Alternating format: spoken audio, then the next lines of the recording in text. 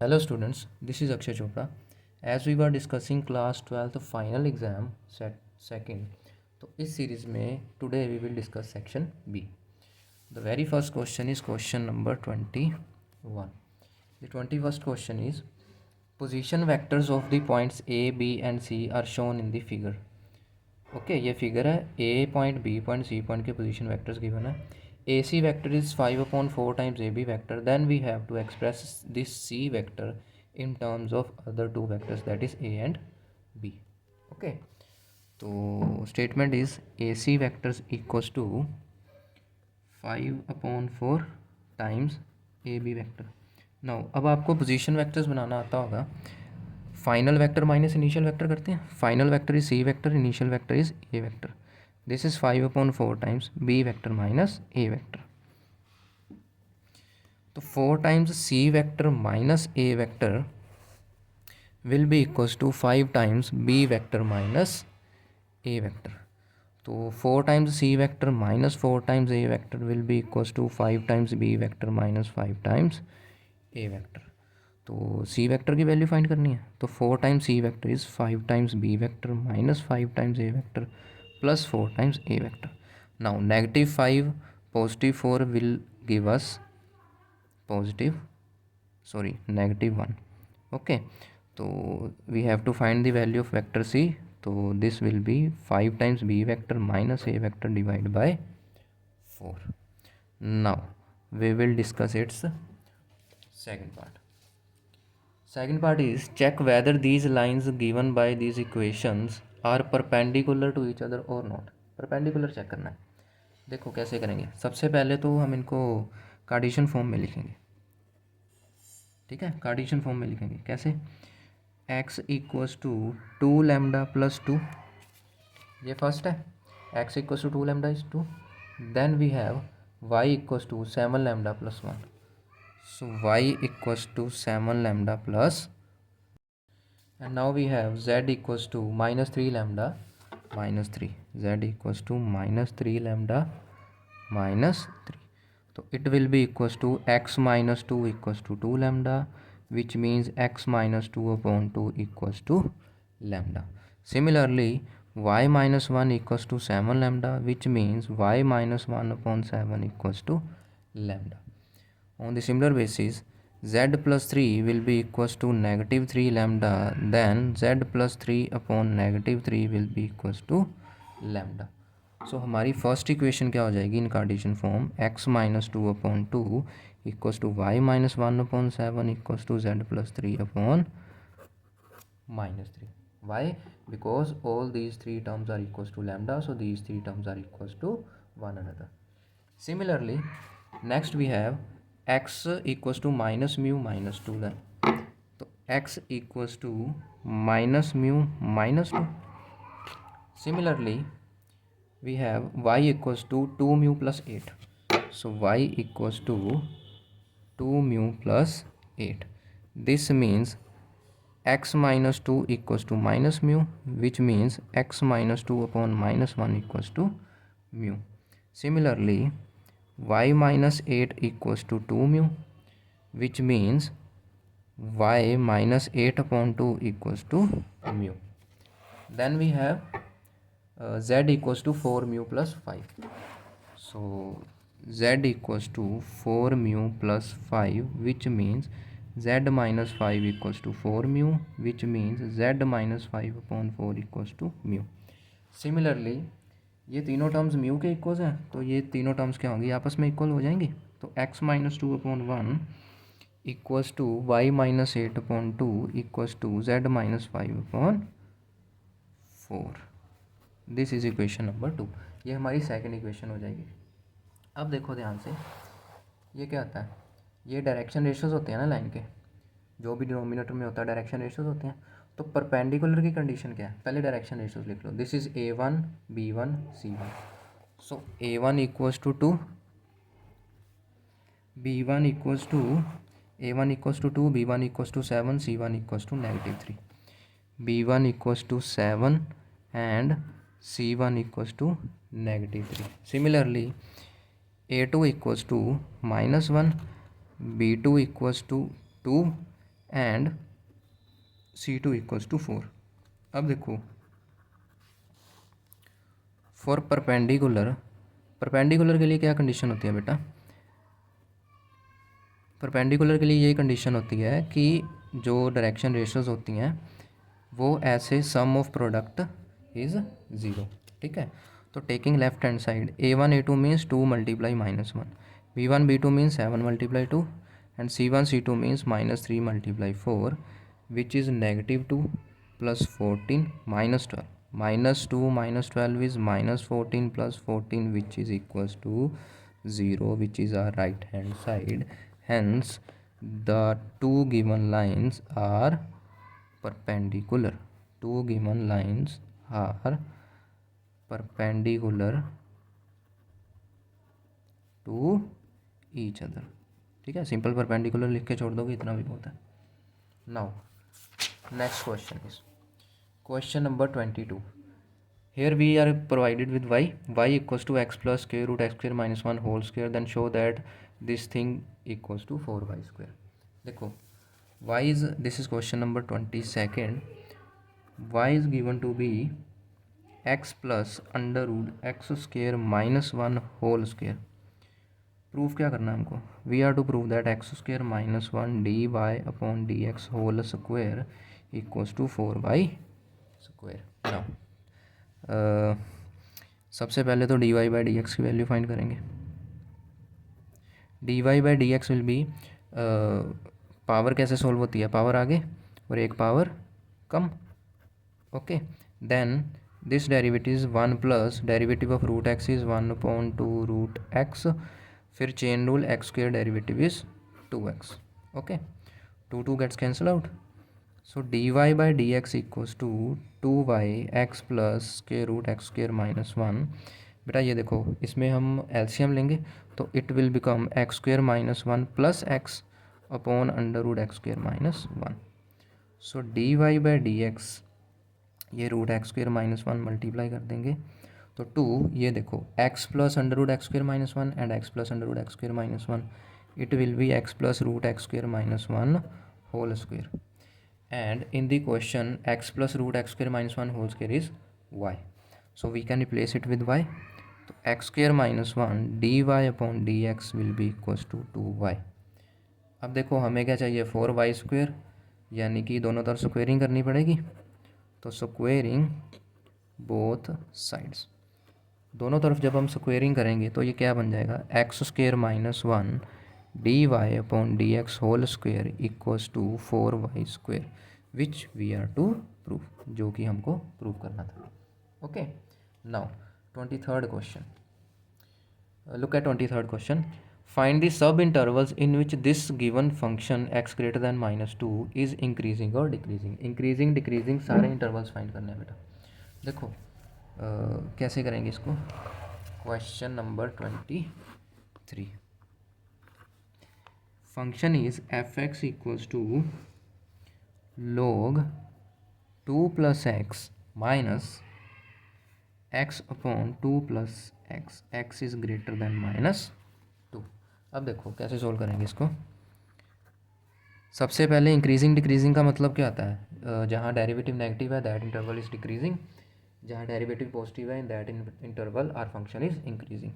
तो सबसे पहले we have to find the derivative, so it will be 2 plus x, it will be chain rule 1 0 + 1 minus, ये देखो यहाँ पे u अपॉन v मेथड लग जाएगा, 2 plus x into 1 minus derivative of x, it will be 0 + 1 2 plus x whole square, तो it will be 1/2 plus x minus 2 plus x minus x upon 2 plus x whole square, negative positive x get cancelled out, तो 1/2 plus x will be equals to 2/2 plus x whole square. Taking LCM we will get 2 plus x minus 2/2 plus x whole square, 2 gets cancelled out, तो x upon 2 plus x whole square, this is our final derivative.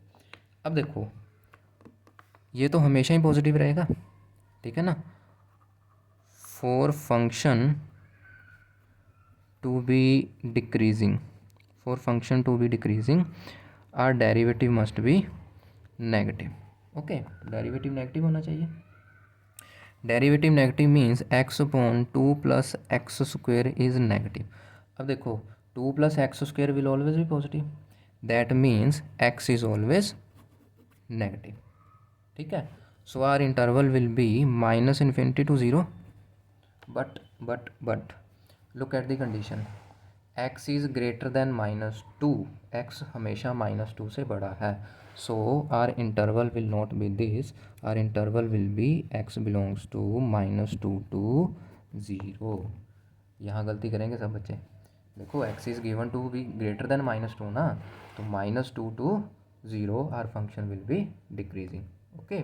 अगर देखो ये condition ना भी given होती, तुमको log देखना था, log 2 प्लस एक्स. तुम्हें पता होगा कि जो इनपुट है log की वो कभी भी नेगेटिव नंबर नहीं हो सकती, तो ये कभी भी माइनस 2 से नीचे नहीं जा सकता, क्योंकि अगर ये माइनस 2 से नीचे चला गया, suppose x is -3, then 2 - 3 will be log -1 which is not defined. ठीक है. तो x has to be greater than -2.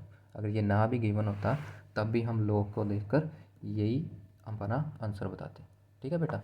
Now move towards condition of increasing. For function to be increasing,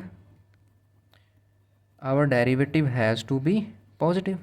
Our derivative has to be positive. That means x upon 2 plus x whole square is positive. Again 2 plus x square is always positive. That means x has to be positive, which means our function is increasing in the interval 0 to infinity. Okay. Now students, we will move towards question number 24. 24 में क्या है? A function f from a to b defined as fx equals to 2x is both 1 1 and onto. 1 1 correspondence given है, that is function is bijective. If a set is this, then find the value of set b. Most easiest question. Function is from a to b defined by fx equals to 2x. 1 1 onto both है. Now our a set is, now our set a is 1 2 3 and 4. It is 1 2 3 and 4. So f of 1 will be equals to 2x, यानी 2 multiply 1 which is 2. f of 2 will be equals to 2 multiply 2. f of 3 will be equals to 2 multiply 3. f of 4 will be equals to 2 multiply 4.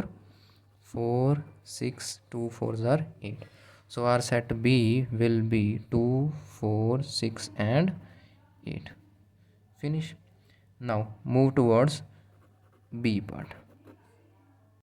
Now its B part is, we have to find the value of sin inverse sin 3 pi by 4 plus cos inverse cos 3 pi by 4 plus tan inverse 1. Now sin inverse sin 3 pi by 4. ठीक है. एक एक करके solve कर लेते हैं, चाहो तो एक साथ सोल्व कर सकते हो. ठीक है. This is equals to sine inverse sine. देखो बेटा, सबसे पहले हम रेंज देखते हैं इसमें. ठीक है. तो इसको ना रफ में करके देख लिया करो. जैसे 3 pi by 4 will be equals to 3 into 180. अब पाई बाय 4 कितना होता है? 45. सीधा लिख दो 3 मल्टीप्लाई 45 विच इज़ 135. लेकिन साइन की रेंज क्या होती है? Minus pi by 2 two plus pi by 2, यानी ये 90 से अबव बाहर चला गया ना, तो इसको सॉल्व करना पड़ेगा. Sine inverse sine we can write it as pi minus pi by 4, 3 pi by 4 है ना. तो it will be equals to sine inverse. Now sine pi minus pi का मतलब क्या होता है? पाई का मतलब होता है कि एंगल में कोई चेंज नहीं आएगा. पाई माइनस का मतलब ऐसे होता है ना, ये 0 pi by 2, this is pi. ठीक है. And this is 3 pi by 2. Okay. Now pi, तो इट मीन सेकंड क्वाड्रेंट में क्या आता है? साइन पॉजिटिव, तो it will be sine pi by 4. Sine gets cancelled out, तो it will be equals to pi upon 4. Okay. Now second one is cos inverse cos 3 pi by 4. Cos inverse cos 3 pi upon 4. अब 3 pi upon 4 कितना था बेटा? 135. अगर तुम कोस की range देखो, कोस की रेंज होती है 0 to पाई, पाई मीन्स 180। अब 0 से लेके 180 के बीच में ही है ना 135, तो इसको कुछ सोल्व करने की ज़रूरत नहीं है। Inverse and cos gets cancelled out, it will be equals to 3 pi upon 4। Now the next one is tan inverse 1। तो tan इनवर्स 1 पता ही है सबको, tan inverse 1 is pi by 4। अब देखो हमारा क्वेश्चन क्या था, हमारा क्वेश्चन था इन तीनों की वैल्यूज़ को ऐड करना है। सो अगर तीनों की वैल्यूज़ को ऐड करोगे, देखो तो sine inverse sine 3 pi by 4 plus cos inverse cos 3 pi by 4 plus tan inverse 1। Okay, तो इसकी वैल्यू क्या आई थी हमारे पास, इसकी वैल्यू थी पाई अपॉन 4। तो this is pi upon 4, this is 3 pi upon 4 and tan inverse 1 is again pi upon 4। तो this is 1 और 3 4 और 1 5, this will be equals to 5 pi upon 4। Okay, now last question of this section is question number 25। देखो बेटा question number 25 में क्या है, बिल्कुल easy question है। We are provided with two non-zero vectors such that the difference of the magnitude of their difference and magnitude of their addition is always equals. Then find the angle between A and B. उन दोनों में angle find करना है। देखो बेटा कैसे, तो A vector minus B vector magnitude is equals to A vector plus B vector magnitude, it is given.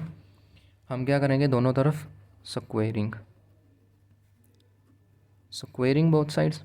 Squaring से क्या फ़ायदा होगा बेटा, देखो square equals to positive square. Square से क्या फ़ायदा होगा, अगर तुम देखो हम ऐसे लिखते हैं ना, a vector dot a vector equals to magnitude of a square, ऐसे लिखते हैं ना हम। तो a vector dot a vector मतलब वेक्टर की खुद के साथ dot product equals to square of magnitude. अब यहाँ पे देखो स्क्वेयर ऑफ मैग्नीट्यूड है ना, यानी हम इसको क्या लिख सकते हैं, a vector minus B vector dot a vector minus B vector. Similarly a vector plus B vector dot a vector plus B vector, ठीक है, क्योंकि ये भी मैग्नीट्यूड का स्क्वायर है।